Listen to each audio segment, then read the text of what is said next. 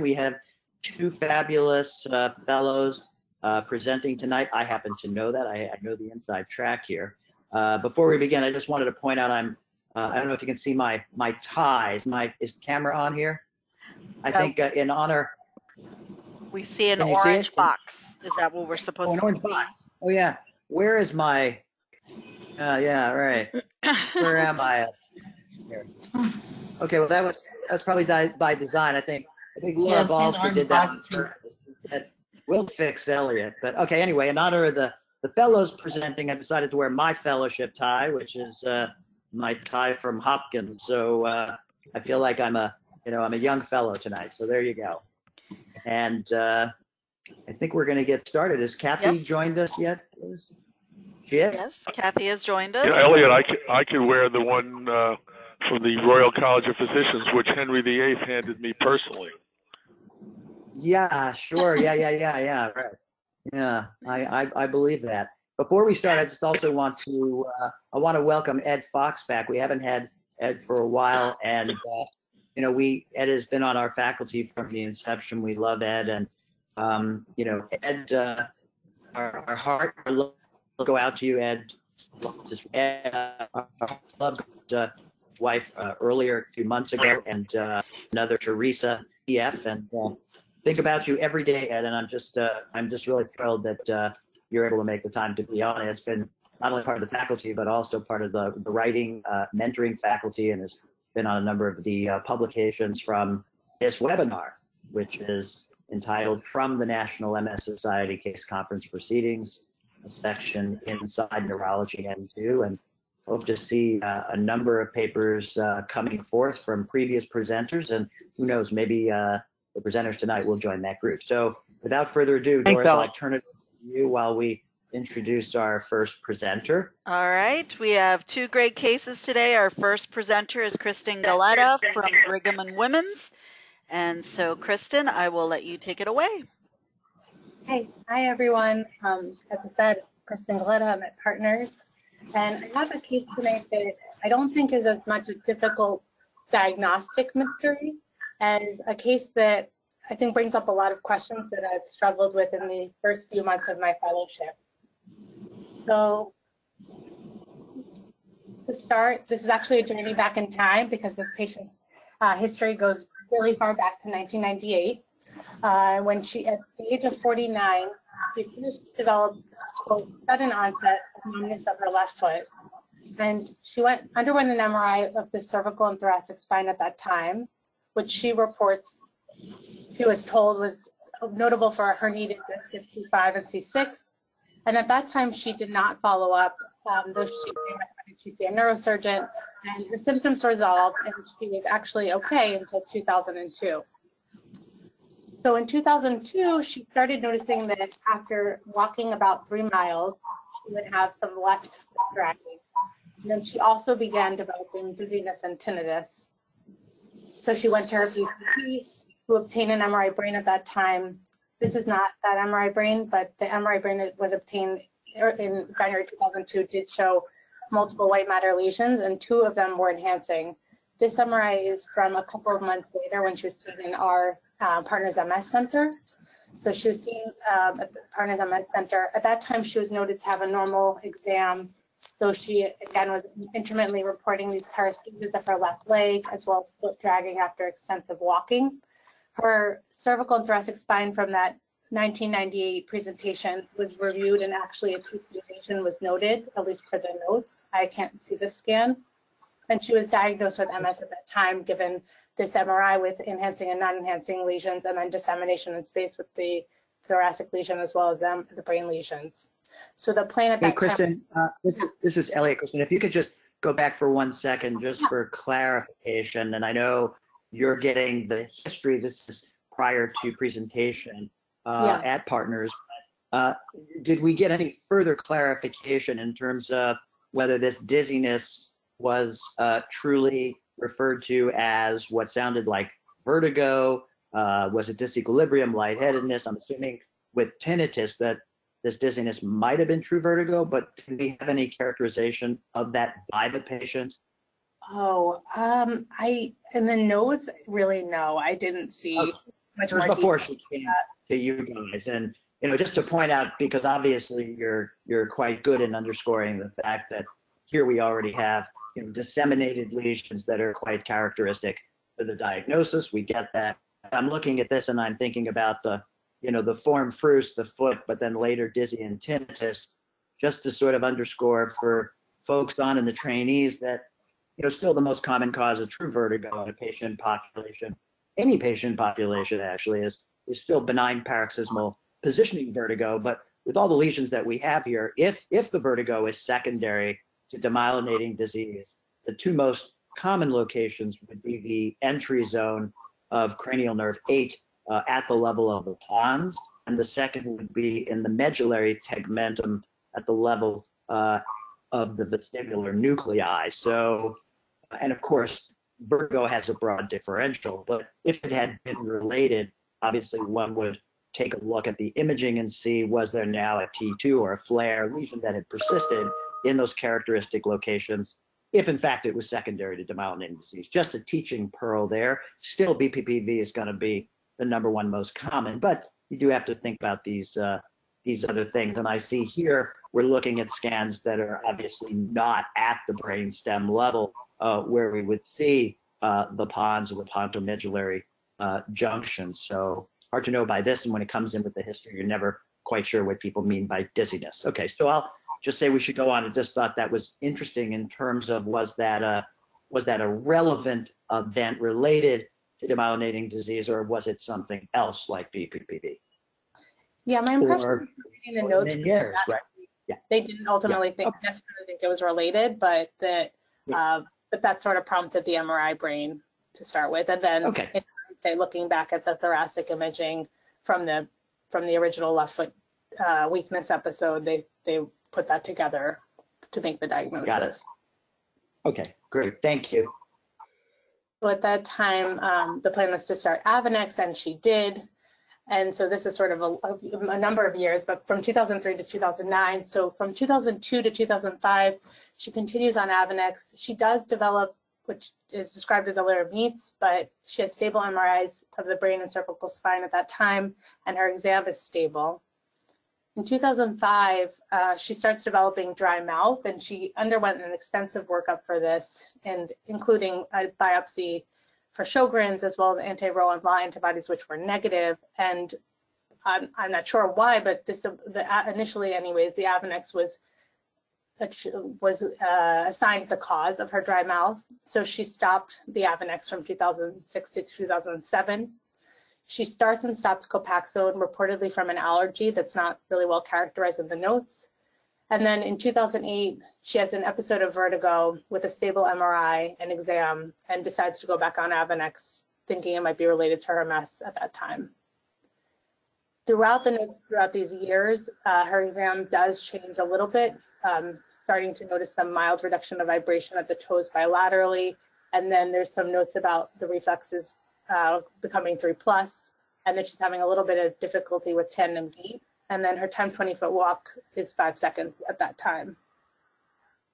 This is an MRI brain from 2005, which, as I said, throughout these years, her MRI doesn't really change much. So pretty similar actually to the prior MRI that we showed. I don't know, I mean, one thing I did notice just looking back at the MRI is that some of these areas, I think you guys can see my arrow, do look a little more defined and maybe a little bit larger, but this wasn't read that way. And imaging of the infratentorial region, obviously with tandem difficulty, did we see any changes in terms of the cerebellar vermis, superior vermis, anything going on in the brainstem that might have tied together either vertigo or tandem instability? Of course, can have tandem instability because of the sensory ataxia as well, of course, but I'm assuming by virtue of the fact that you're showing me the burden that the infratentorial compartment was not that impressive. That's correct. There wasn't really much going on there. Okay. And an additional comment, Kristen, I know that you're doing a chart review here. You're not examining or interviewing the patient yourself, but I think that some of the things that I have already mentioned highlight the importance of the anamnesis and a good history and evaluation of each symptom, right? For example, the initial symptom of sudden onset of sensory changes in the foot, one will need to explore what sudden means for a patient. Is it sudden because it evolved over a few hours, or was it sudden like from 1 second to the next? Same thing here for the vertigo in 2008. We had more characteristics of the vertigo, the duration, the inducing factors. We'll get a better sense for how to fit this with the clinical profile of the patient. Excellent points. Okay. So then she's seen in 2010, just for routine follow-up. He feels stable. So she does have some fatigue and has some muscle aches. And exam at this point is notable for worsening vibration sense to her knees. She's still hyperreflexive. She's still unable to tandem. Her time 25-foot walk has worsened a little bit to 6 seconds. And she undergoes an MRI brain that shows these 2 new lesions. Sorry, the arrow is blocking one of them a little bit, but shows these 2 new enhancing lesions. So, she's immunomodulation is discussed at this point again, and she's supposedly going to think about it. Again, now immunomodulation still, if she's seen in routine follow-up, she again feels stable. Her exam at this point is stable. She has 2 new non-enhancing lesions at that time. And again, immunomodulation is discussed with her, and she's going to consider it and think about it. From 2012 to 2000. I usually find out if at this point, if you're really hugging the patient sufficiently with good quality, and you don't let go until a decision is made in terms of, okay, like which one are we going to choose? That's usually the way to get a commitment before they leave, because sometimes these patients get the sense that I'm kidding, that if you don't hug them long enough or hard enough, but they get out of the clinic without the serious push to let's make a decision. Let me tell you what I would do. You know, if this were, you know, okay, not me, but my wife who's in the other room and I'm madly in love with, usually they're feeling, if he feels that strongly about it, he probably feels pretty strongly about it. I can't tell you how many times patients I'll see ask, how did they escape without therapy? And they go, well, you know, they told me a really good story, but they didn't really sound exuberant or excited, or it was like, yeah, take it or leave it. And I'm not saying that's you. I'm just saying, you know, perception is a powerful thing. So you sort of wonder with this story and old lesions and new lesions coming, you know, what was the behavioral characteristics of this patient where perhaps she's more afraid of the medicine than she is of the potential consequences of the disease, and an active disease that continues to be active. So do we recall, what was she saying about that? What was her sort of disposition toward medication treatment? Yeah, I think she'd had some, what she perceived as, for one thing, side effects from the medications she had taken already, between the Avodex and the Copaxone. And I think that what was also playing a role somewhat, at least from the notes from what I can tell, is that her exams were relatively stable. And while she had some symptoms of the MS, I don't think she attributed that to the disease-modifying therapy helping prevent those symptoms. So I think that she just wasn't that interested, and she wasn't noticing new changes from these lesions necessarily. Got it. So still an ongoing challenge despite the broad diversity of agents and forms, injection, oral, IV, frequent, infrequent. We still deal with, you know, the fundamental challenge of, you know, making the case. And some people feel that, yeah, I've had activity, I've had events, but, you know, it's bottom line is I seem to return to fairly close to my baseline in neurologic capability. So how bad could it really be? And obviously that ensues a discussion potentially about the burden you have is not a static issue, but later may contribute to the dynamic changes when people become more progressive, and obviously much more difficult to put that horse back in the barn. So, but even still, there are patients who will still debate and run around and run away from you, and can be very difficult to convince about, let's choose another one. We've got, you know, lots of choices, and it's still a big challenge for a number of patients. I get that, and I think that's one of the cardinal principles of this case is that you watch along with this patient. You never want to be punitive. I told you so. You don't do that.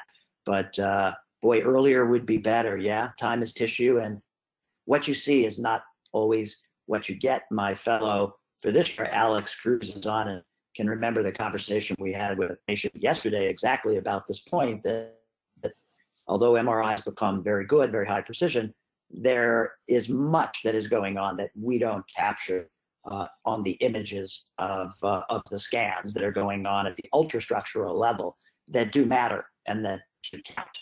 And, what is still, in a sense, kind of tip of the iceberg, maybe a little better than the tip, but try to make that argument as compelling as you can. The patient besides is on therapy, but was a discussion about how am I doing and how do you know? And the image is not the be all end all. It's one part of the toolbox.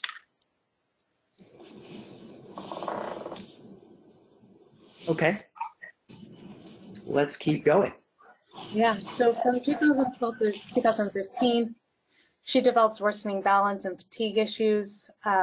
And at that point, she trials Tecfidera, but develops, in 2014, develops a migratory rash, and so stops treatment again after a couple of months. So now a third agent she's had some sort of reaction to. Her MRIs are stable. You see, she's telling us from the beginning. You see, self-fulfilling prophecy. It happens. Yeah. Yeah, exactly. So her MRIs are stable, and her exams are stable too. And then in 2015, this is a more detailed exam just to sort of get us back up to speed. Her mental status, she has no difficulty. She doesn't have fatigue.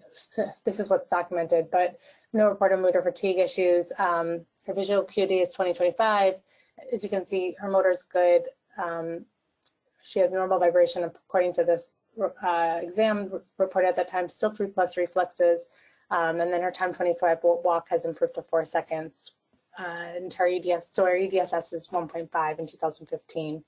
That being said, she does undergo an MRI, and then she does have this new small right occipital non-enhancing lesion. She's still reticent about starting new medications and has started developing now frequent UTIs. Can I ask a question, Kirsten? Has anybody imaged her cord during this period? There have been maybe every 3 years or so. She had imaging from 2002 to 2015 at this point, and there hasn't been any new lesions visualized. How about any progressive atrophy?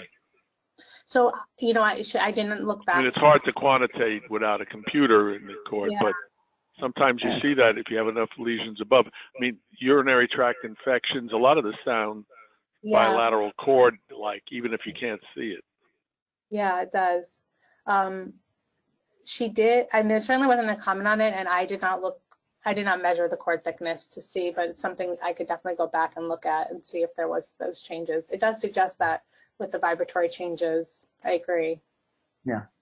You now have the great pleasure, blessing, and benefit of having Michael Levy up there in Boston with you now. And Michael, I just want to ask you a question because, by the way, Mike looks really young, right? He looks like 12, but he's not 12 anymore, and I know that. But Mike, do you see many patients where nowadays, like in this patient, where there is, and I know she's tried, they jump off, where there is this resistance to go on therapy? I seem to have gotten away with it, and maybe that's a predictor of what will happen later. And I know it's confounded by the fact that she's had, issues and tolerability problems, but how often are we seeing that issue today, or are you seeing this sort of resistance to therapy? I know when we only had injectables, there was a lot of discussion about that. Could you settle people down long enough to where they or somebody in the family could administer this on a regular basis? But given the choices we have, is this a common problem you're still seeing, or just occasionally, or how does this jive with what you're seeing in practice?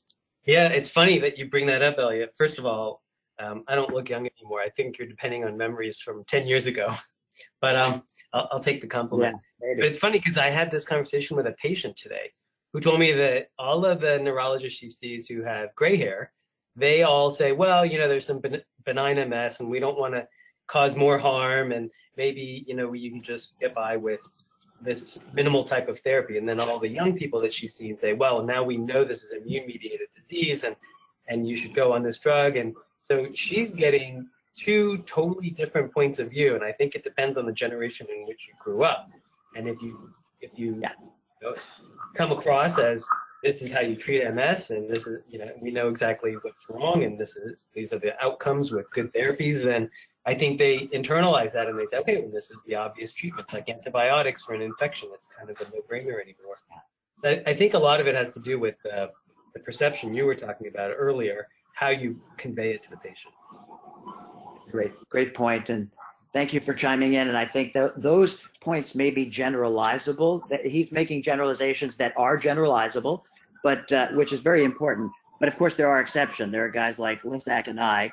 And I'm a little younger, he's a little older, but I think I'm more of the party of the very young neurologists that time is tissue and tend to be much more aggressive, having seen the battle lost for so many years in people who miss the therapeutic revolution they're in. We're trying, we do what we can, but miss that opportunity really early in the course to try to get the exacted remission that today we can achieve in many of our patients. So your points are really well taken. As Elliot is just saying, I mean, they're the people who are into induction versus escalation. I'm pretty aggressive escalator. And I think, and maybe Kirsten's going to talk about this later, but there have been some nice series, including from, I don't know if anybody's on from UCSF, but patients who are on medicine, they're not having relapses, but they progress. Now, a lot of them haven't been imaged as often as this, and the UCSF group and where you are at Brigham, the partners are now adding that in a prospective fashion, and it'll be interesting to see if you find activity or whether they can progress even without MR activity. We won't know until the studies are done, but you know, I think things can progress without necessarily new lesions. And I think the other thing about this patient, it illustrates the continuum of MS. The Europeans used to call somebody who had a relapse and then were quiet for a while and then progress, something called intermediate. And we would call this secondary progressive, but yet the MRI is like relapsing. So it's a continuum disease. Exactly right. And the most common question I get in clinic is the following. Elliot, you love me, I love you, followed me for 20 years. Look at my scans, and I love your new fellow, Alex Cruz. He's wonderful. And what he showed me was that over the last 5 years, we looked at all 5 of them in sequence. They're totally unchanged by virtue of at least any way at the bedside we can look. And yet, my scans are unchanged, but yet it's unequivocal that I'm progressing. And if you ask the patient, tell me how so? And the patient says, well, not on your exam, because, you know, Elliot, as you've told me, you know, your exam is good, but it's not as good as mine, the patient. Turns out a year ago, it took me about 40 minutes on a Saturday to get dressed and go to the bank and go to lunch with my daughters. And today, a year later, it's taking me about 90 minutes. Not because I'm interrupted or I'm distracted, because I have to move more slowly and carefully. My heat sensitivity, my UTOFs is more prominent. I have to go lay down between blow drying my hair, and then I come back. So it really is 40 minutes last year, and now it's like 90. What do you call that? And I, of course, agree. And I say, I think we call that progression. And I think that is exactly what it is. So it's very, yeah. So the other thing is, and I don't know if Howard Weiner is on, but Howard once talked about how, you know, ask a patient, well, how do you think you're doing versus the last time we saw you 6 months ago? About the same. How about a year ago? Well, probably about the same. How are you compared to 5 years ago? Oh, and that's the point. Yep. So it's there are things that we get that are quite removed from high-tech scans and 3 Tesla versus 1.5 or 6. The patients are, and the family observers, of course, are chock full of information that's germane to really asking and answering the question, which might be actionable. This is why it's so incredibly important. And that is, how are they doing and how do you know? What are the metrics? What are the rubrics that you're using? Okay, Kristen, I'm going to let you get back to it because you've incited a lot of discussion among the folks, and that's it. You know you're doing well when you do that. So I appreciate you bringing this case. I see already part of the complexity is you have somebody who's active who really has tried a few things, but tolerability has been a limiting factor and has clearly influenced her receptivity or lack of it to adding more therapy over time. So this is a challenge, and that's part of the core mission of this series, is to look at diagnostic and treatment challenges. And I know Kathy Costello is happy because, you know, we're not talking about some very obscure gene mutation. This is multiple sclerosis 101, and we still have challenges. Okay, Kristen. So, so then in 2016, finally, I have a spine image for you all. So it's been hard to get those from the archives. But so in 2016, in May, she undergoes imaging. She's got a stable MRI brain and spine. But I will just show you that you can see this T2 signal in the left, or sorry, the right spinal cord around C2. You can see that. That's actually probably been there for a long time. It just wasn't called previously, but it's about the level that it's been, so that had been there for some time. I'm not really clear exactly when it popped up though. And then in July, again, through persistent conversations, she was started on Aubagio 14 milligrams daily. She had significant diarrhea to that, reportedly from this, but that was potentially later attributed to lactulose intolerance. Either way, she stopped after only a month. And was seen in December, had an MRI brain, which showed a subtle increased T2 signal at this level in the right dorsal aspect of the C2, but otherwise felt to be pretty stable because they'd seen the signal before, and she had a stable exam. So then, sort of around that same time period, another attempt was made to start her on a lower dose of Aubagio of 7 milligrams daily, which I think is interesting. I don't know if people want to comment about that, but hoping that maybe she would stay on that. Yeah. One. I have two comments on one on that as well. But Kristen, that lesion, the sort of, you know, right, predominantly right, sort of dorsal lateral. Had she been symptomatic in that zone, or when you earlier described the transient Lhermitte, was that in the right arm? This looks like it's a little bit further out into probably where we would expect. This is up in the cervical cord, so probably part of cuneatus, yeah? So already upper, in terms of upper extremity or cervical, with that, had she been symptomatic. I know at the beginning we're talking about the lower extremities and the feet, but this one looks like it's clearly outside of gracilis and the lower body, but was she symptomatic in the upper extremity? And was that Lhermitte into the right side? Does that lesion explain it? The Lhermitte, and the notes from that time, I'm going to be honest, like it doesn't really give you much, but I think that this lesion was thought to have appeared in like the prior couple of years, and so that would have happened after 2005 when she was having the Lhermitte. So I don't think so, but yeah. Okay. You know, we usually think about the cord as being, you know, more eloquent than other places, and lots of studies on that, but not absolutely. So it may be difficult to tell. Your point about the 7 milligrams of Aubagio, I'll make a comment on that. At least when we use it, I like having the 2 dose formulations. I usually start everybody on 7 milligrams for a month and then escalate to 14. And part of the reason why I do that is that I tend to see more side effects if I start right away at 14. Others may have a different experience. It's similar to what I used to do with interferons, or if I was using them now, it'd be the same. I would start on quarter dosing and go up by a quarter fraction weekly until full dose. And I tend to have more side effects with the 14 straight away, even though the data looks better, of course, for 14 versus 7. But I use 7 as a bridge, not as the long-term therapy, although it's effective, but not as effective on progression, as you know. So usually for me, it's a segue from 7 to 14 is where I use it. I don't know if anybody else has any other commentary in terms of tolerability with Aubagio. It's obviously I did it that way at the beginning, but not much problem going to 14. I guess if we do what you hear, if you start at 14, you can drop back to 7 for a while and then go back to 14. And the other difference was not relapse rate, but the MR data was more impressive with the 14 than the 7 in that relapsing study.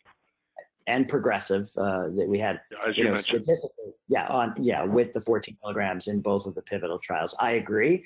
And for everybody listening, this is a DNA-based synthesis inhibitor for pyrimidines. The other one we've used for many years and in other disorders, of course, myasthenia and others, is CellCept, which is funny. My neuromuscular colleagues say, oh, I just give a gram of CellCept BID straight away, whereas at least in my MS population, when I've used it, I've had to titrate that by 250 BID and then up by that increment weekly until they get to a gram BID. But I've had much less of a problem with CellCept in terms of side effects or hair loss or others compared to Aubagio. So there are differences, and I'll make one comment. We saw a patient, Alex and I did this last week, who was a young gentleman who's on Aubagio and had very significant, not just thinning, but hair loss.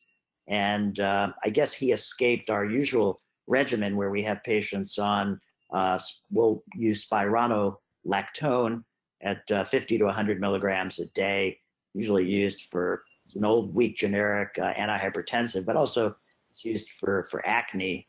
And one of my daughters taught me this lesson when she had her 2 pimples eradicated with spironolactone. She suggested that her dad, me, go on this drug for hair growth. And I sort of said, oh, that doesn't do that. And she reminded me that, Daddy, aren't you the one who says that the absence of evidence is not evidence of absence? And we went and looked at the literature, and sure enough, it activates the follicle. So most of our patients who are on spironolactone before concomitant with starting Aubagio, we have not seen hair thinning or loss, and we've seen quite a bit of hair growth, but not for male pattern baldness. It's really best applied for the telogen fluvium example. And so this is a guy who escaped and didn't get on it, but we're adding it now. And Doris, I want to make sure I give a disclaimer, because that's not in a trial or literature. This is our experience in the center, and should really become a small pilot trial to look at that, because it's really quite consistent. We had a patient yesterday who told us that her hair thinning on Ocrevus was remedied with CoQ10 and has done really quite well. So there are other agents, but anyway, so here we go. Kristen? So quick time check. We have 10 minutes left, and Kristen has 11 slides to get through. So, Elliot? Ish. Okay. So from 2017 to 2018, she continues off disease-modifying therapy. Her exam is stable in June of 2017. She has this MRI brain, which is also stable. And then again seen in January 2019, MRI brain is stable, exam is stable. She still has this C2 lesion that's noted still, no abnormal enhancement. Her exam is notable for full strength, some reduction in the lower extremity sensation, like we had seen previously, and her EDSS remains 1.5 at that time. And then in May of just this past year, she develops new left leg numbness and then a limp. And so she's seen on an urgent basis. Her exam at that time is notable for 4 out of 5 left hip flexor weakness. She's hyperflexic, which she had been, as you know, previously. She's still having some difficulty with tendon gait, which seems to have come and gone throughout the time we've been watching her history. Still has some reduced vibration in the legs, and now absent sensation at the left great toe. And then her EDSS goes from 1.5 to 2.5. So just to summarize this case, I know that you've been on a long journey with me.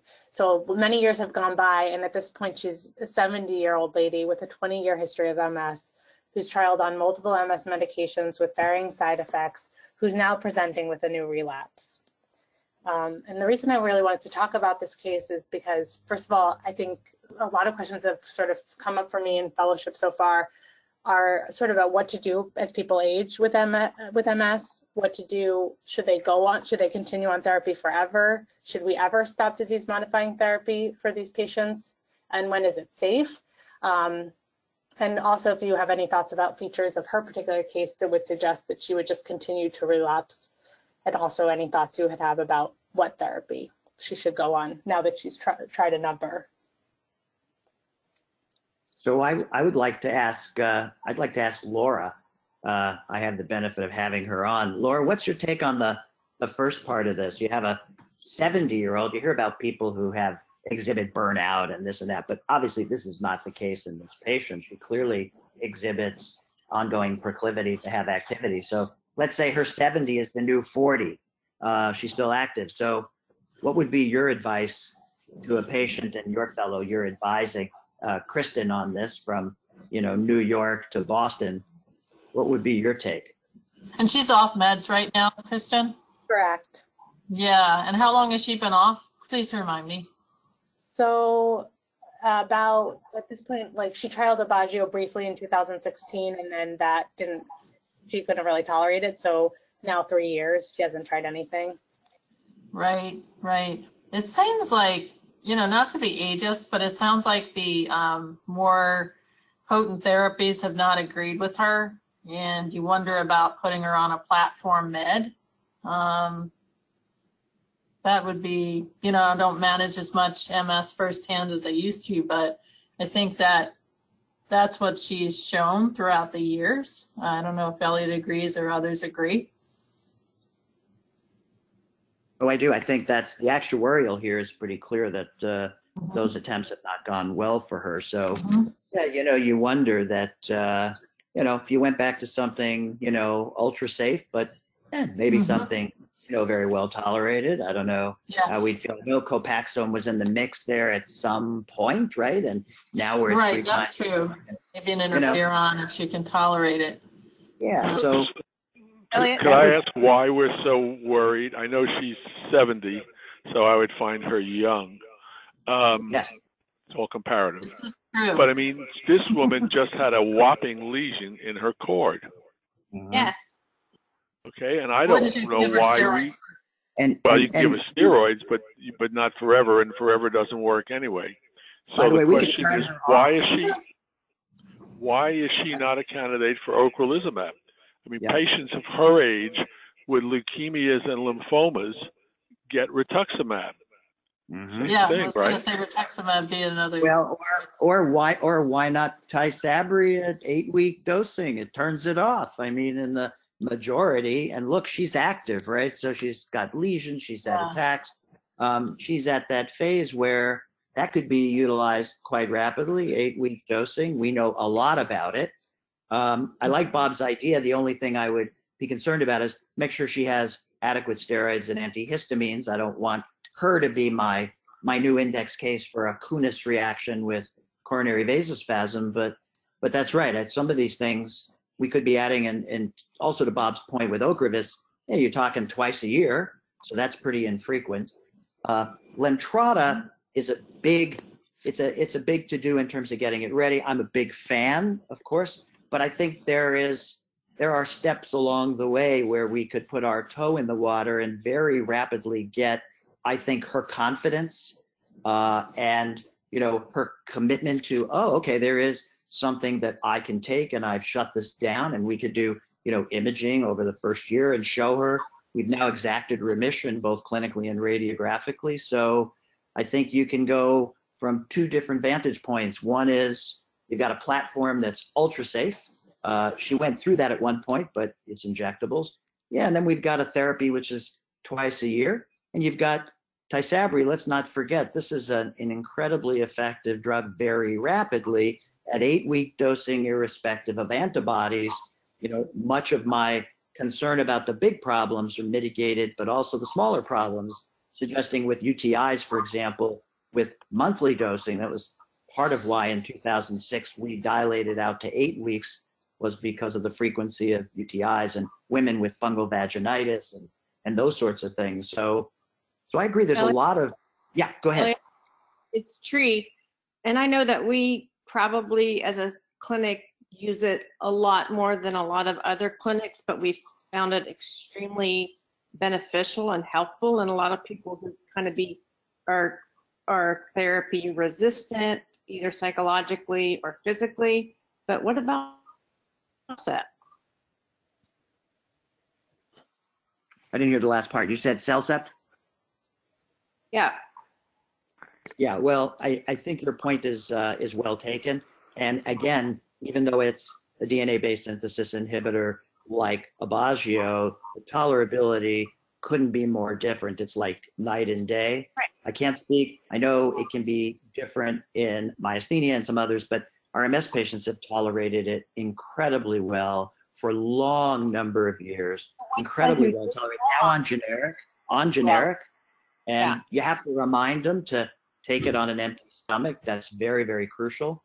But yeah, our experience has been very, very favorable. So particularly if we were doing a step therapy, before we were to consider strongly, let's say, one of the infusibles, I think of all the things I can think of that are oral, for example, Gilenya, Mayzent, Mavenclad, Tecfidera, Aubagio, I would say that CellCept is the best tolerated with the lowest side effect spectrum and the lowest incidence of laboratory derangements of any of those drugs. Aubagio is the easiest one to start and to take. It's once, but there's a lot of mischief in terms of tolerability, especially, Alex, you've seen this as our fellow, especially in more age-advanced people, even though Bob may be right, she's biologically 40, but in age-advanced people, Aubagio has actually been quite difficult to tolerate in many of those patients. Our younger patients seem to do much better.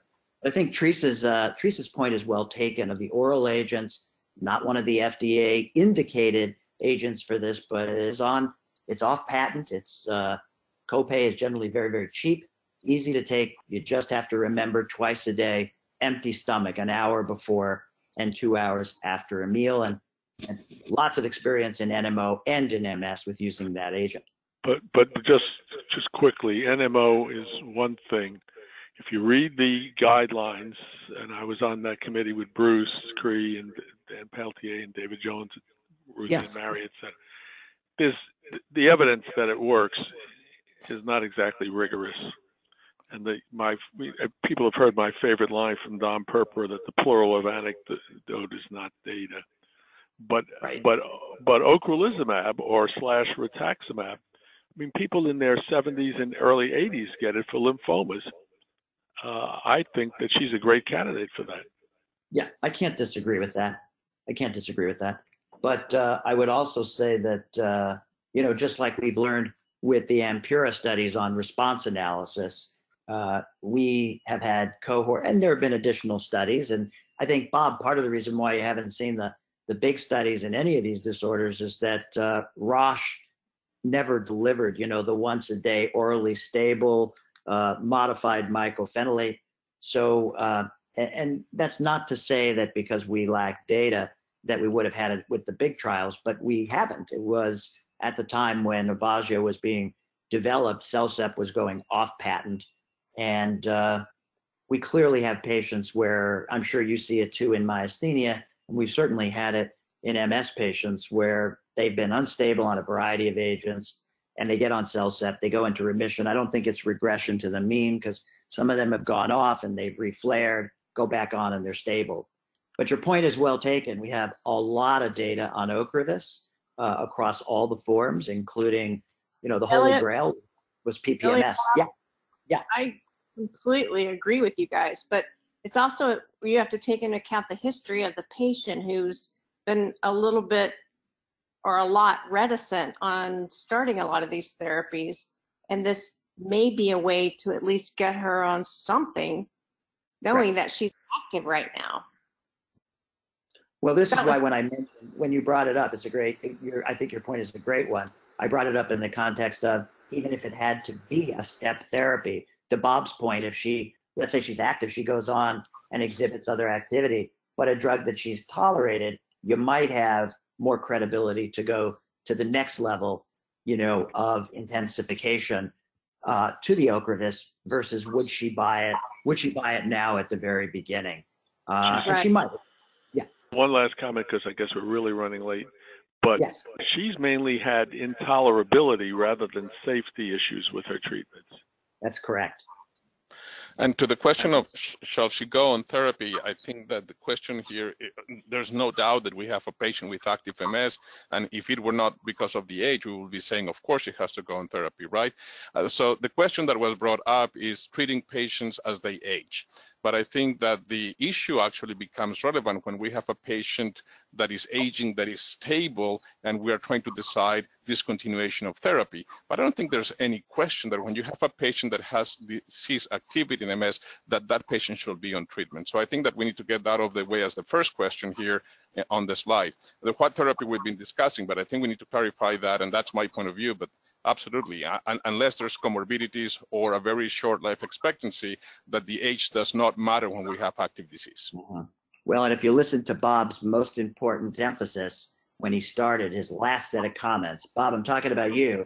You mentioned the whopping spinal cord, and if anything, this patient has been very fortunate that she has been affected, but she has dodged the big bullet in terms of spinal cord lesion with a major corresponding syndrome that could take out half the body, one limb, two limbs. So I think Bob's point about that is very important. And we know that people who show a predilection for having brainstem, cerebellar, spinal cord in the past have a higher predilection for subsequent events to target those areas. That is evidence-based and has been written about for the last 10 to 15 years. So that's my concern, is that she is marked in a way like a scarlet letter. And the scarlet letter here is the scarlet letter T for trouble.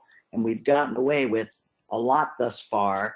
And the next event or two could be cataclysmic. Then the question would be, why didn't you twist my arm, get me on therapy, but also get me on therapy commensurate with keeping this from happening, knowing that I've already shown you the predilection to go to those areas which are eloquent and the most dangerous in terms of producing corresponding disability. So I think Bob's point, hey, Gabriel's point, very well taken. And I think Teresa's point is well taken. You've got to get this woman in the groove of recognizing that she must be on therapeutic intervention. And you know, she's 70, she may live to 100. So let's be careful about the whole 70 thing. You know, it's totally true. If you get this person in remission, her life expectancy is not like it was 40 years ago at 70. She might be looking at 3 to 5 years.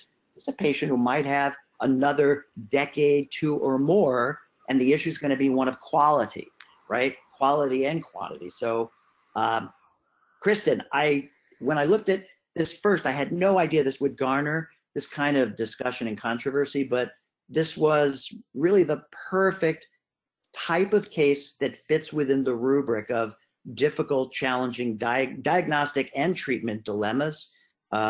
Kathy Costello, I know you're on. If you're not excited about this, because this is an ongoing issue. The population is advancing in age. People are bringing this up. This case doesn't really resonate with those stable. Should we take them off or not? By the way, my bias is no, but I think it's a legitimate question to operationalize and study. So this was really great, great discussion. We'll stop there. Yep, Doris, we're going to stop there, and let's transition to our next patient. But Kristen, thank you for presenting that. And I could foresee this as a great paper with tables and questions. Now what? What would you do then? What would you do now? So we haven't had one like this yet, but I think it really does push us to the brink of our clinical acumen and how do we counsel patients like this. Very, very good.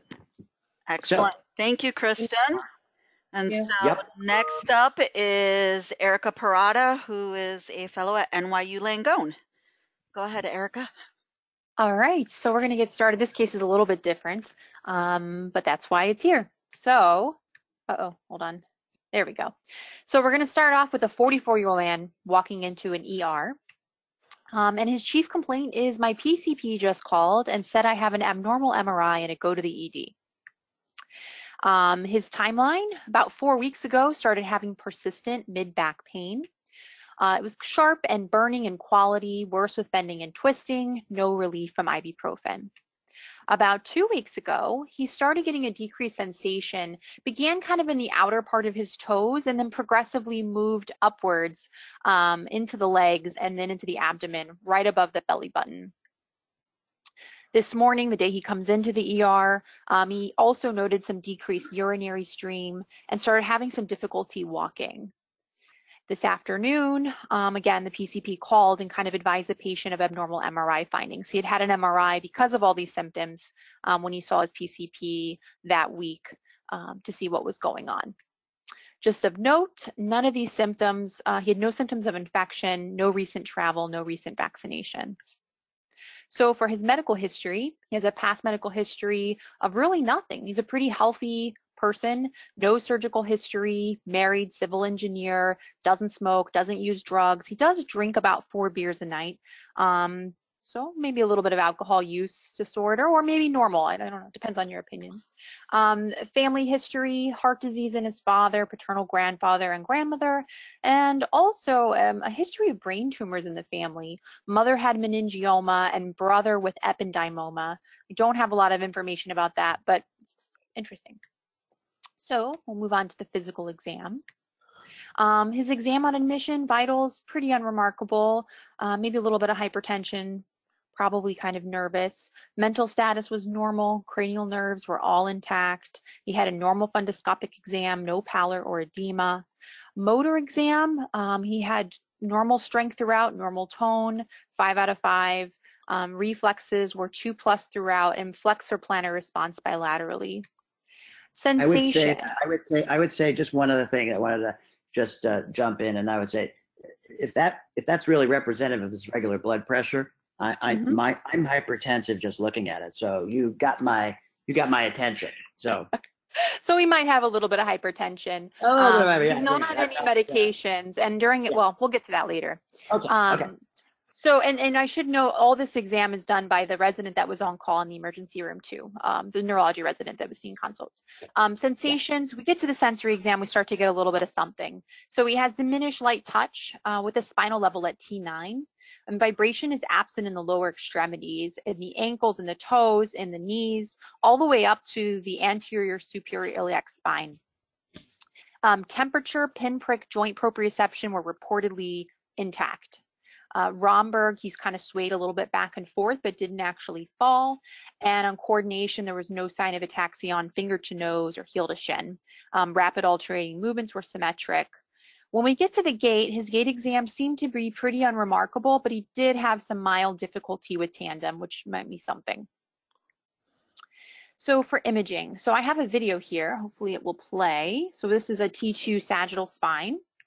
Let's see if it goes. All right, so we're kind of scrolling through on the right-hand side, and we can see there's a hyperintensity from about C7 down, very central.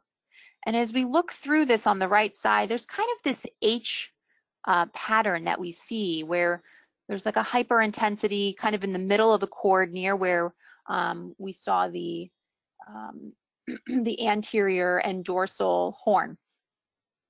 Did everybody see that? Okay. Yep. Okay. All right. So then we go to I think you'd agree. I think you'd agree the hyperintensity in terms of the bias of its distribution is pretty centrist. Yeah, it's pretty. Yes, absolutely. Okay. All right. So we'll move on. So the MRI T1 sagittal post contrast, and what we see there is we have a nice little lesion there. We'll blow it up a little bit so we can see it a little bit better. Looking at this kind of up close, there's not a lot of edema associated with it, in my opinion, but we do have, some pretty confluent enhancement. All right, so now we're going to take a look at the T1 post-contrast. The post-contrast is on the right-hand side. This is another video, and then the pre-contrast is on the left-hand side. And as we go through, we start to see a little bit of enhancement, again, kind of in the central region, also sort of in this H distribution. It looks almost like it's hitting particular tracks as we go through. Seems to superimpose almost in a way on the central gray, huh? Yes, absolutely. All right. So to kind of summarize the imaging, we're seeing the central longitudinally extensive transverse myelitis from T2 on T2 from C7 to T4. And then we also see this abnormal enhancement centrally from C7 to T1, which again, it kind of seems like it's following that central gray region. Additionally, you he also agree it's a bit more prominent, Erica, a bit more prominent ventrally versus dorsally. In other words, the anterior horns a bit more than the posterior or the dorsal horns. That would be hard to, it's a little hard to say. Let's see, we'll scroll through one more time. Yeah, I'll let's try do that to again. pause it when we get there. You look at the H, the posterior aspect looked a little more interrupted. When we get to, yeah, there you go. When you get to I was hoping it would pause. Hold on, let's see. Yeah, when you get to the H pattern itself, not the central, but just the H pattern. I mean, there we go. Now, and then do you have another one? Keep going. Let me see if it'll go. We had, yeah. So there it is, a little more ventral there. Yeah, and the only reason why I brought it up is when you look at that, just sort of the little buzzer went off in my head with Gazoo from like the Flintstones was Uncle Bobby on my shoulder saying, "Hey Elliot, have you heard of that disorder, poliomyelitis, and you know, and others that may have predilection for particular parts, and of course." We know polio can give a transverse myelitis. It can be longitudinally extensive, but the other related viruses like West Nile tend to get the ventral gray more. There's some nice cases reported from here by when Jun Lee was here originally, Rich Lewis, Alex Ellis. So yeah. There's also been recent reports of MOG, I believe, giving that kind of H distribution as well. Reports of MOG giving everything. Everything. Oh, that too. That's a good point. Mog showed up at a bar mitzvah and gave somebody a choking spell. So all kinds of things happened. But we had an unfortunate young guy who was the wonderful parent changing the baby's diapers grades from Mexico City and came in with myelitis. And when the wife showed up and talked about what a great husband he was, I look at the baby, I look at him, and my question was, has the baby recently had a vaccine? Yes, it was live attenuated polio. I end up on the phone with the mother in Mexico City of the father. Had he been ever immunized? No, we didn't do immunizations. Acute and convalescent titers came back. It was poliomyelitis. It's a very severe case, by the way. It was very sad, but sort of backed into it that way. And had this sort of look that you just presented to us, except a bit longer in its caudal rostral extent, but just like the central collection hyperintensity enhancement, but also this more ventral gray versus dorsal. But it doesn't have to be. It just raised the specter of that. Okay. All right, we'll keep going a little bit just for the sake of time. So MRI brain, I didn't include it in here, but it was done with and without contrast. There was no findings on that. MRI lumbar spine didn't show any evidence of any conus or nerve root enhancement, but again, that wasn't shown here as well. So moving on to labs, the majority of his labs didn't really show much. His standard CBC, CMP, TSH were unremarkable. He did have a low B12 at 208, and they did some other studies to try to look into why that is. MMA was within normal range. I don't know if they found a direct cause, but he started on supplementation. Did they check homocysteine? I think they did. I don't have it on here. Homocysteine seems to be more sensitive, but obviously less specific because people, for genetic reasons, can have high homocysteine, and there's other vitamins like B6 and so forth. So the MMA is more specific, but occasionally they say that homocysteine. So we've now we're highly suspicious. We'll usually order it both with the B12, but the MRI scan is not the classic for B12. It's not in the posterior. Yeah. No, but I will check that next time. Yeah. Anyway. This is because Erica is a very good doctor and realizes you can have comorbid conditions that are treatable. And so you get it. The last thing you want to have happen is the patient says, oh, so I don't have X, Y, or Z. I have B12. And you go, well, not quite. We look, because these things can go together and this is easily repletable. That's, one of the most important issues. So, but totally agree with you, Bob. And so it's a good pickup, and you certainly don't want to miss it, right? No. And we're going to check his B12 again, and we'll probably add on a homocysteine. That's a good thought. So moving through, the ESR was mildly elevated at 16, and pretty much everything else didn't really show anything. His autoimmune panel was unremarkable. We did a lot of infectious serologies, and most of those came back negative. He did have an EBV IgG and a CMV IgG, most likely due to prior exposure, but that was about it. Do we have an immunization record on this patient? Probably not. Just in retrospect from, our discussion, sure you're Yeah. gonna show us the big elephant with the negative MOG and AQP4. Oh, but you're bringing it out too early. Come on. Took a while to find that picture. Okay, sorry, right. Erica, keep going. All right, so for CSF, they went ahead and tapped him. Opening pressure 16. Again, it's pretty bland. We have some elevated protein, but that's about it. Oligoclonal bands were 0, and we didn't really see much in terms of IgG index and synthesis. Bacteria, fungal cultures were negative, meningitis PCR were negative. And now my wonderful picture that Dr. Frohman had to ruin. No, I'm kidding.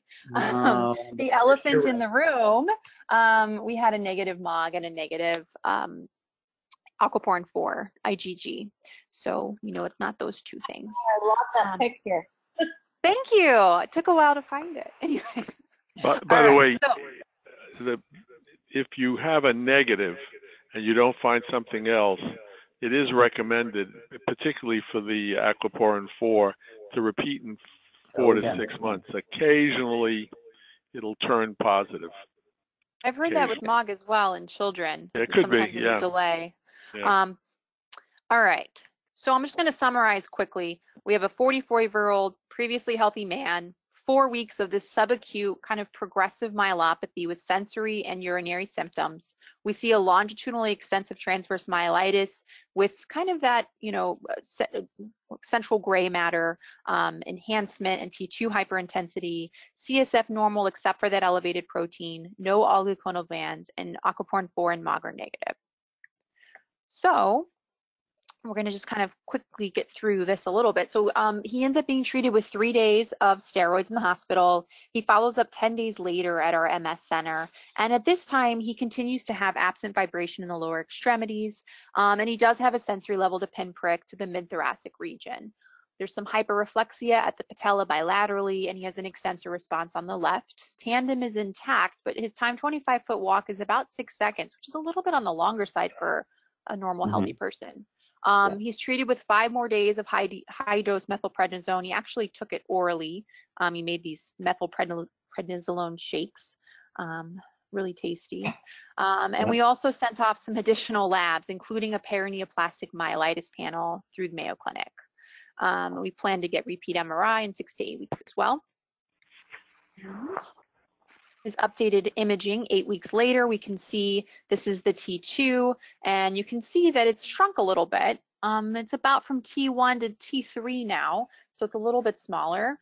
And when we look at the contrast, we still see a little bit of contrast, even though it's 8 weeks later, which is interesting.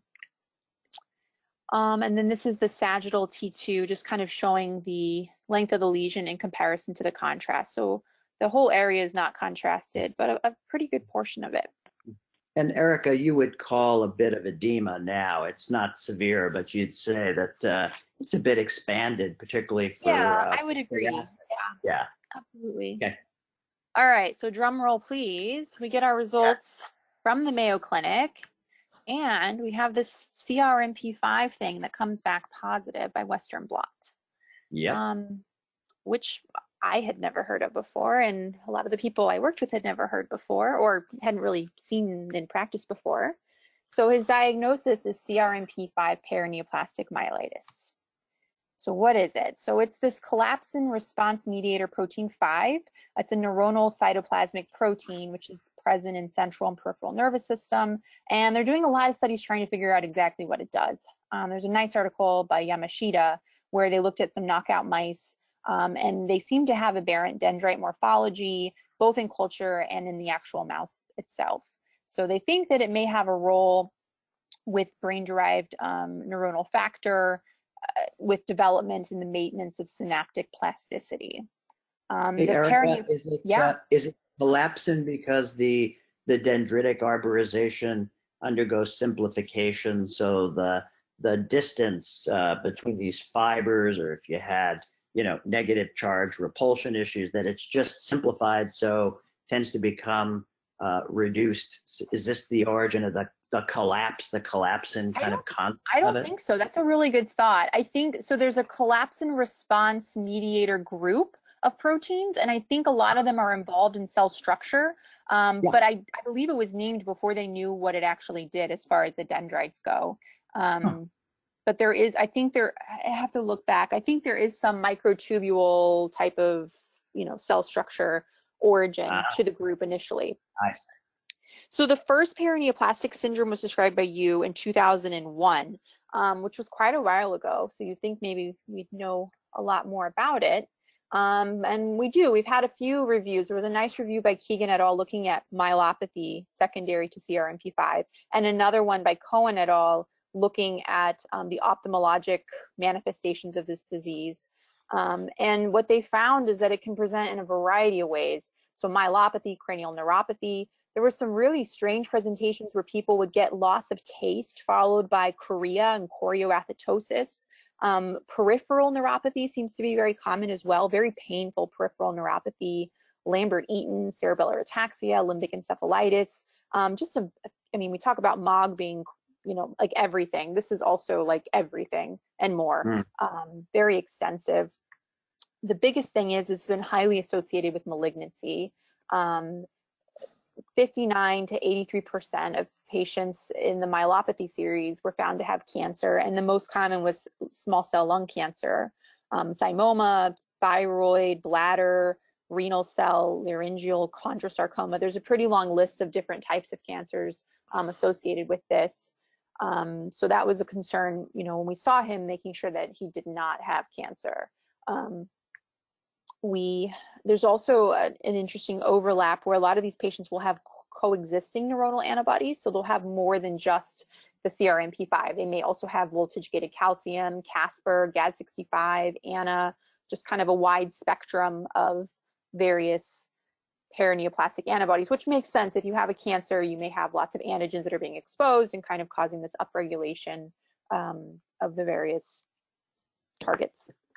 And that I think is why you have to be careful about saying that the collapsin is associated, let's say, with LEMS. Did that patient also have the voltage-gated calcium channel?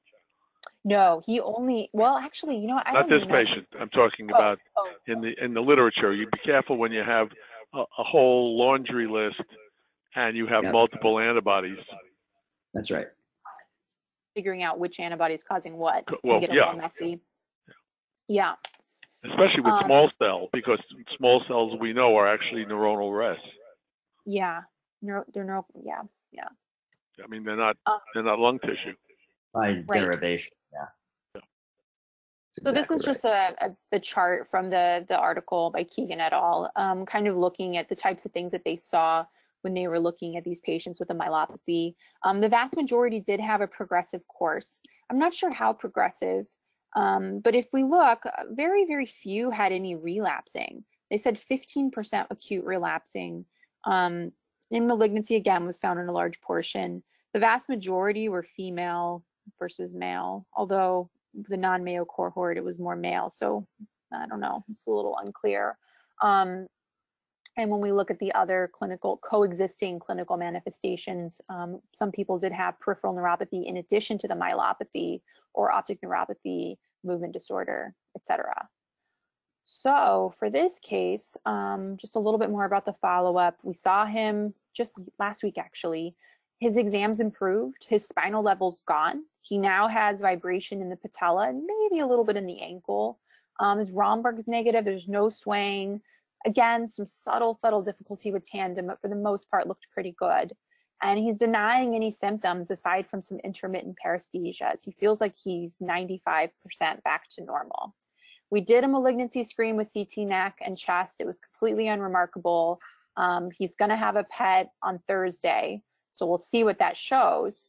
But the questions for discussion here are, does he need to be on long-term immune therapy? And what kind of therapy?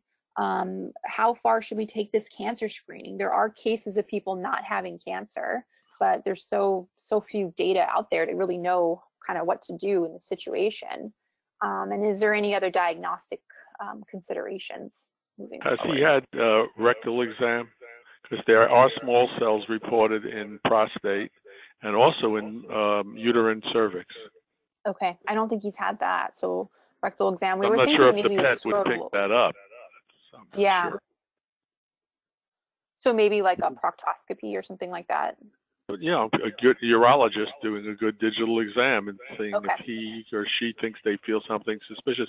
And the PSA wouldn't help you because a small cell is not a prostate cell. Right. Right. These are the so-called, are these the Kolchitsky cells that we used to talk about with distal, in a distribution of them when you see it, the Kolchitsky cells with these paraneoplastic from small cell. I think Barry Arneson's reported 1 or 2 cases with, and I think the Mayo Clinic people have had a few patients with uterine cervix but that was with anti-HU, but nonetheless, it's still there. Yeah. I think and the other thing is the minor point, Rombergs are not negative. They're present or absent. Yeah. Okay, thank you. And Erica, what about the long term? You don't find it, but how far out will you find folks who have this, who end up eventually declaring they've got a malignancy somewhere? So obviously not present today or this year, but can you go 3, 5 years or longer where you don't see it and then they declare? Yeah, and I haven't seen a lot specifically with CRMP5. I do know that some of the other paraneoplastic syndromes that has been, you know, a concern. We were thinking, you know, maybe doing a PET scan every year if we don't find anything, to kind of moving forward. I think the case is a little bit different than some of the ones reported in the literature in that he's gotten better and seems to be doing well. And I don't know what his risk of quote unquote relapse is or progression is going to be. It's just a little bit unclear. Yeah. So what are folks sort of disposition about a story like this from the standpoint of to treat or not to treat in terms of long-term therapy or disease modification? We'll hear what you ultimately decided, but Michael, Laura, what would be your take at a patient like this? Surveillance, watch them as long as they're doing well, but would you offer some form of disease modification? My inclination is yes. I mean, this is clearly an immune response to something, whether or not the cancer has been eradicated. I think he might still benefit from maybe like a 6-month prednisone or steroid-sparing agent with ongoing monitoring. My inclination would be either yearly or more often malignancy screening for at least a couple years, just so I could sleep better at night. Right. Because, you know, for a lot of the paraneoplastic, they say, well, you know, you've got it now within, you know, if it's 2-3 years, we would have already known they'd be dead, this and that. But not true as you look at the spectrum of these biomarkers. Some of them are associated with diseases that can be quite indolent and not really declare for a period of years. So if you think it's over in 3 years, be careful. Some of these patients may come back in 5 years, and you know, you always have to ask yourself the question of the linkage between the two. Are they really part of the same process? But I just wonder, at what point do you start sleeping better to think that you've done surveillance long enough to be really on the outside part of that signal range? And I don't know the answer to that. We're learning as we go along with these, but they're clearly not the same temporally in terms of, for example, like anti-RI, you know, with oxycodone and breast cancer, patients who have, you know, GAD65 or one of these others that you might see with HU. Some of these more odd ones, like the one that you presented tonight, Erica, you're an odd duck with an odd antibody. But this is really important because you start looking at these, and clearly there are case series where people have clustered 50, 60 of these patients, and the more you look, the more you find. So you'd love to be able to tell patients something substantive about, yeah, we're going to provide surveillance, but for how long? Yeah. And also be careful if the patient's in the more mature age, a tumor may show up in 5 to 7 years and may be totally unrelated, especially if it's not small cell or one of the more common ones. And so if somebody presents a man when he turns 75, if he has prostate cancer, that doesn't necessarily tie this together, especially if it's adeno of the prostate. I'm not talking about small cell. So, Erica, what was, and by the way, you're smart. Smart people always reserve the right to change their minds. You can say your working diagnosis is X, but what have you said to the patient in terms of, number one, the issue of chronic treatment versus not? And in this case, he's better. So as Mike Levy would have said, you may be providing a certain degree of protection or disease modification against further worsening if that was your particular recommendation, and for how long. And then the second part is the surveillance question. So we haven't really gotten that far. I mean, this all sort of happened relatively recently, kind of the end of September, beginning of October. We just saw him in follow-up. We're getting the PET scan this week. I think we were kind of hoping to figure out this cancer question before deciding where to go with treatment. But the more that I've read about this in preparation for this presentation, I think we're probably going to lean towards treating. I don't know what with. Some of the articles mentioned using more of a T cell type of agent versus a B cell depleting agent. But I don't know.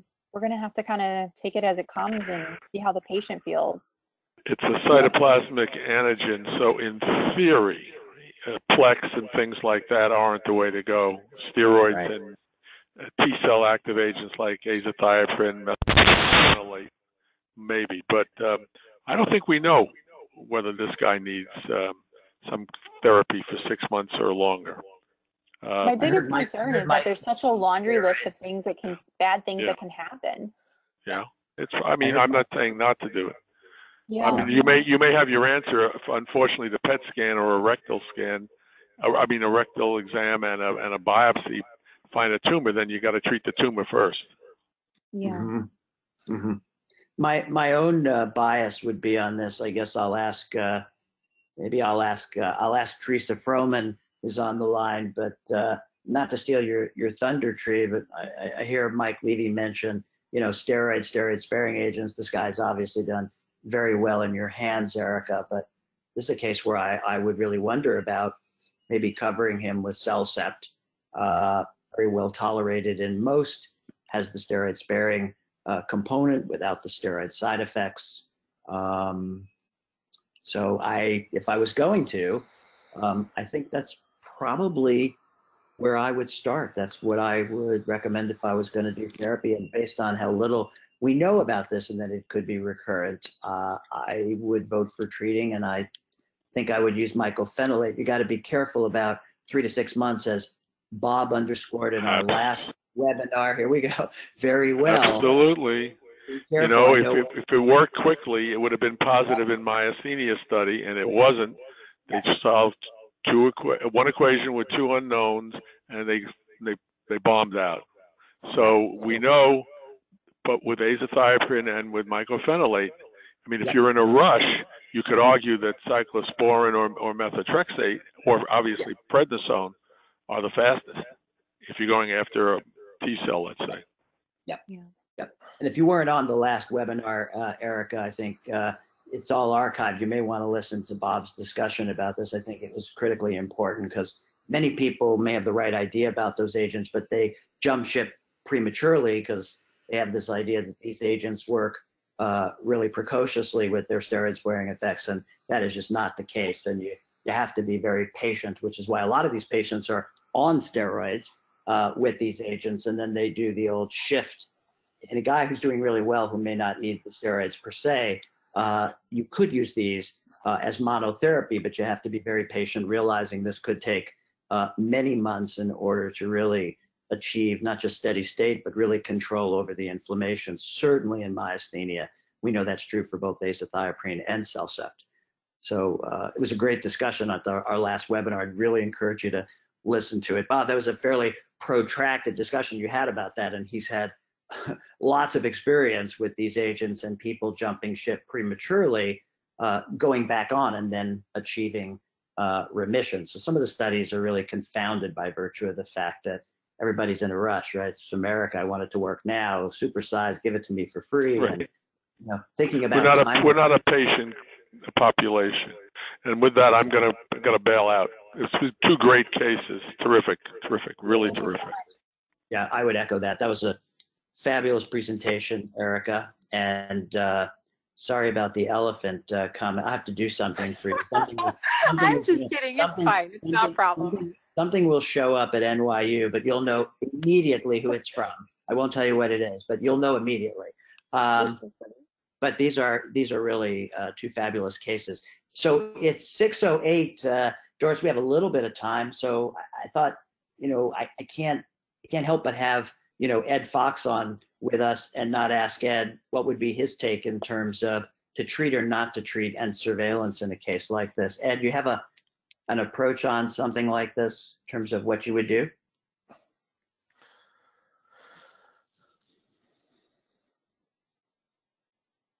Am I off of mute now? Can you hear me now?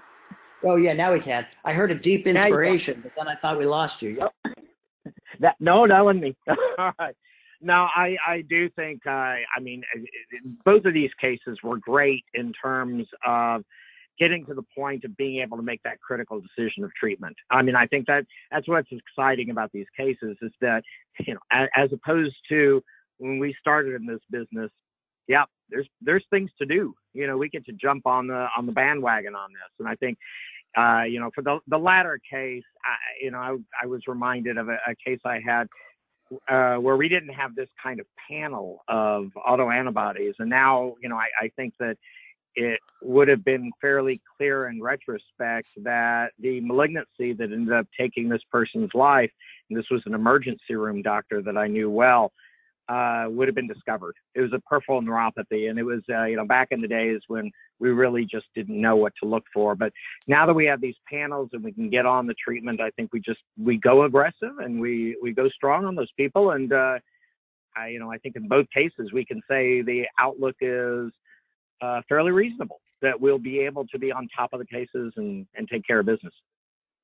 That's a great point, because I think even Erica would say, as she did, it pops up, you didn't expect it, you don't have experience with it, but then all of a sudden you have this immediate access to the world literature. You get a chance to see what others who have struggled with similar surprises and what the natural history has been, where to go. We don't have all the answers, but you certainly know a lot more about that now, Erica, than you did before. And in this patient specifically, so he's very lucky to have you. And now, of course, continuity of care and going forward together, will really determine what he does or doesn't need. But I think you got to keep him under surveillance and calm down. It's not a ticking bomb. It's not like the days when we had MS and no treatments and you had an active patient.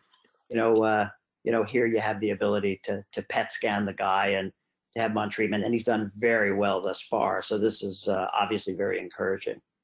Yeah, I'll keep you guys posted if I find out anything new. Yeah, I'd love to see that. And maybe before we send you an invitation and you submit this, you'll have more information and data to add. So any other comments? Alex Cruz, I feel like you're still on. Any comments that you would make about this in particular? I personally have never seen this particular antibody associated. It's on our panel. I know about it, but I've never had such a patient. So Alex, any comments? Have you? No, not really. This is the first time I actually looking into this, but I'll be reading about it, that's for sure. Yeah, I know he is, Erica, because he's in my condo next door on a different computer, so we don't have any technical interface. So I can hear the computer keys going and the pages turning. So he's one of those fellows. I think we were probably similar, but you definitely have provoked us to thought with this one. And Kristen with the preceding case. So I know it's very rare, Doris, Kathy, you guys don't believe it, but I think these were really active discussions, and we've had the chance to really conclude just about on time, so we can, finish cooking what we were starting. And I just want to thank both Kristen and Erica. These were really well chosen. At the beginning, I didn't know exactly where you guys were going with this, but I know Kathy Costello from the MS Society's got to be very happy about this. One MS case, another one that, we're not so sure, but here's where the diagnostic panels have really helped refine our clinical judgment and learning on the job, which is why got to be a lifelong student of the craft. Erica, we used to talk about triple threats, patient care, education, research. My wife has morphed that into the quintuple threat, which is clinical care, research, teaching, but then we've got mentoring, and number 5 is the commitment to being a lifelong student of the craft. And I think this is an example of why that's necessary. Our whole field of neuroimmunology is really exciting, and which is why we have a dedicated journal of neuroimmunology and neuroinflammation, and a great editor-in-chief in Joe Dalmu, and deputy editor in Scott Zamville. And then we have our little section here, our webinar and the dedicated section from the National MS Society Case Conference proceedings. So I think with that, I'll say goodnight. I'll say both to Kristen and Erica. I'm preparing my letters for you. And for those of you who are waiting for your papers, we have 5 on the docket to be submitted to Professor Dalmu. And we had 4 published last year. They've been really well received. So these are 2 really important practical clinical cases that I think are worthy of being read by many of our colleagues and trainees. Remember who the trainees are, Erica. The trainees are including the senior colleagues, not just the residents, the fellows, and the junior faculty. It's folks like myself and Ed Fox and Bob Lissack. We're all learning together. So I thank you for presenting these cases. Very informative. Doris, Great job, any everyone. housekeeping? No? Great job, everyone. Have a wonderful night. Happy holidays. We'll see you back in 2020. January. Yeah. In January. Okay. All Wonderful. Right. Thanks very much. And Laura, if you're still on, I know you're mentoring these girls. Very, very good job. And I look forward to seeing your help in mentoring them in the translation of the webinar into the case reports for N2. Both of these are worthy. So thanks very much, guys. Thanks. Thank you. Thank you. Bye.